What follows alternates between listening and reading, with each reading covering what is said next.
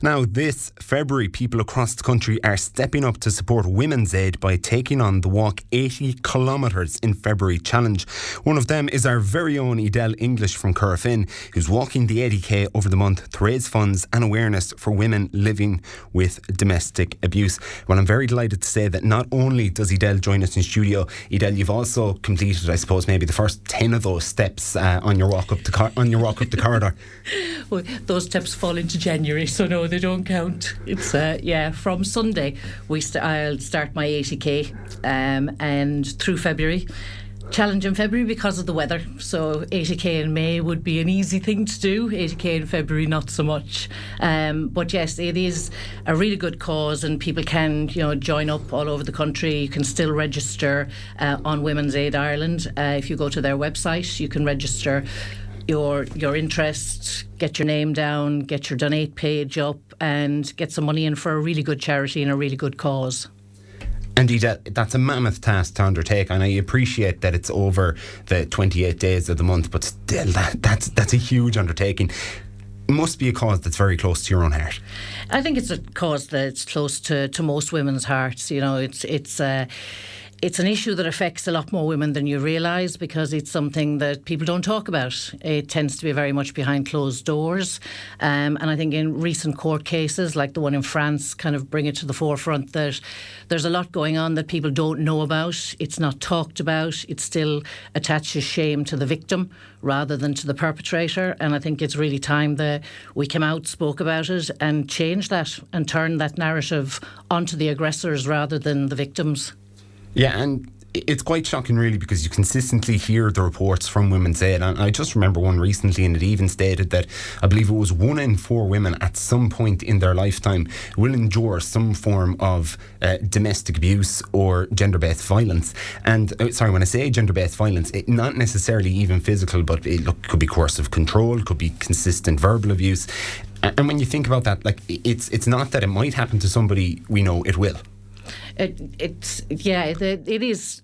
Most women know somebody who has been affected by it, even if they haven't been affected by it themselves. And the shocking thing is that 277 women since 1996 have died in Ireland, in the Republic of Ireland, and 9 out of 10 women know their killer. So the 277 women have been killed by an intimate partner or family member. That's a shocking statistic for a small country. Something that you said off air just before we started, Edel, was that it's something that we don't talk about enough. And if I could ask, how often does this even maybe come up in just your own conversations in life? How I suppose surprised are you to hear even anymore when a new person comes to you with a story of maybe a troubled relationship or a dark time they faced? It's the worrying thing, I suppose, is that between women we talk about it, and the statistics are there. You know that somebody, if you're sitting in a room with 10 women, you can pretty much assume that at least 3 of them have had some form of abuse in their life. And I think the statistics that shocked me even more when I started looking into it was the younger aged women. So women between 18 and 29, 51% of them are saying that from as early as 15, they have had some form of abuse, usually sexual or emotional. And you like to think that we're moving on and things are getting better, but when you look at statistics like that for young women, there's no improvement. That's very similar to the statistics for women my age and where things were accepted more.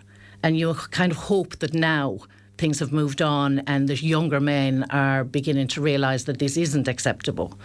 But then you go on the internet and you have younger men being talked to by the manosphere telling them that this is okay, this is acceptable, this is what you should do, that you have an entitlement.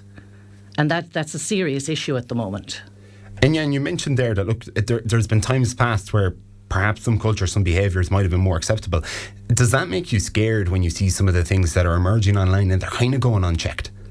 Very much so. We didn't have that influence when in the 80s when I was kind of a teenager. You didn't have that influence coming at you from all sides. You really just had that what was accepted at the time and what was brushed under the carpet. And, there's been a lot of scandals have come out from the 70s and 80s, not just about domestic abuse, but things that were not spoken about, that the shame was always on the victim. And you kind of hope that things would improve, but with the internet and the amount of information and the amount of influence coming over, the internet to young men especially, is actually quite frightening. And the type of men that are being given a platform, the Andrew Tates of this world, that are talking to young men who perhaps don't have any other influence. And that's a really worrying thing. Well, Edel, you're about to be very busy. You've only got maybe a day or two in a weekend of comfort and relaxation for yourself. But you're about to do this 80-kilometre walk for Women's Aid for the vital services that they do provide. Do we have a link online that we can contribute to? Absolutely. You can go to fundraising.womensaid.ie and donate to the 80k walk. Or they're actually running a cold swim on the 2nd of February as well, nationwide. So you can donate to either of those on that link.